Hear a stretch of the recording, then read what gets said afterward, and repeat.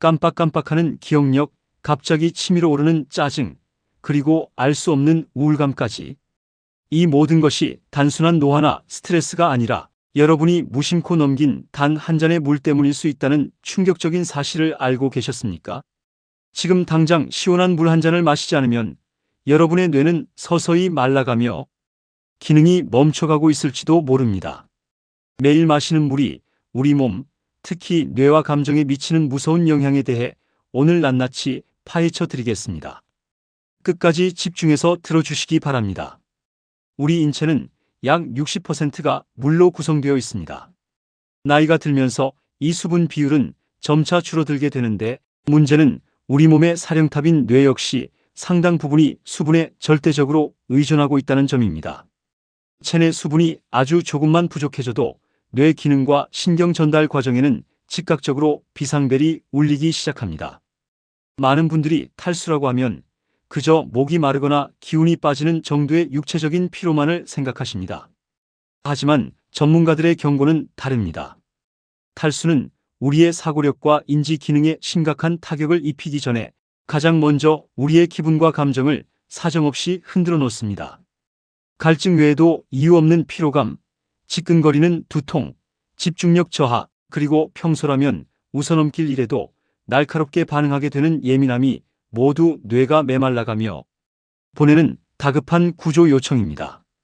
미국의 한 라이프스타일 매체와 정신과 전문의들의 연구에 따르면 가벼운 탈수는 당장 사람을 쓰러지게 만들지는 않지만 우리의 기분을 극도로 악화시키고 고차원적인 사고 능력을 방해한다고 합니다. 우리 뇌는 체액의 균형에 상상 이상으로 민감합니다. 수분량이 단 1.4%만 감소해도 기분 장애가 발생할 수 있습니다. 1.4%라는 수치가 와닿지 않으실 수 있습니다. 예를 들어 체중이 73kg인 사람이 땀이나 호흡으로 수분을 약 1.1kg 정도만 잃어도 갑자기 세상만사가 귀찮아지고 우울해지며 감정의 기복을 느끼게 된다는 것입니다. 만약 수분량이 2% 감소하여 1.4kg 이상의 수분을 잃게 되면 상황은 훨씬 더 심각해집니다. 이때부터는 집중력이 눈에 띄게 떨어지고 복잡한 문제를 해결하거나 방금 들은 것을 기억해내는 인지 기능마저 현저히 저하됩니다.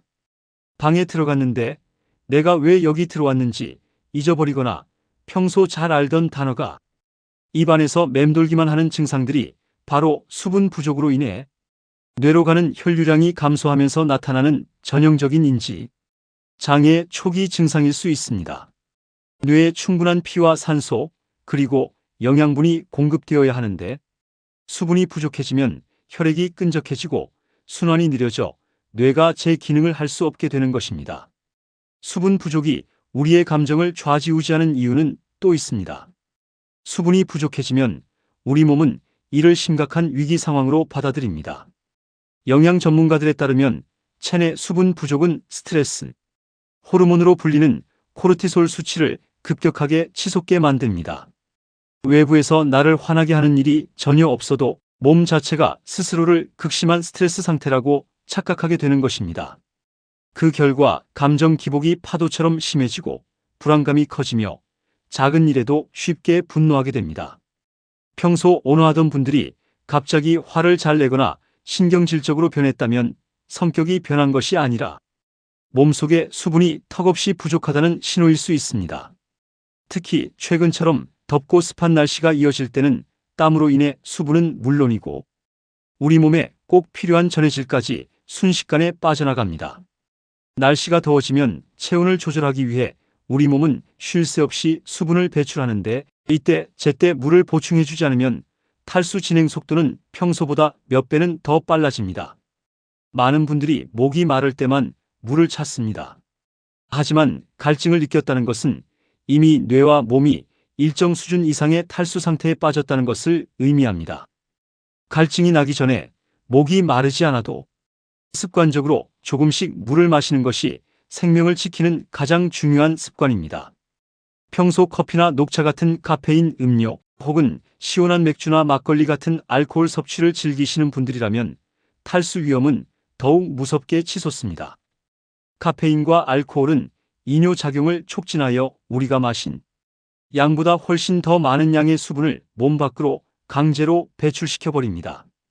커피 한 잔을 마셨다면 최소한 그 2배 이상의 맹물을 마셔야 몸의 수분 균형을 겨우 맞출 수 있습니다.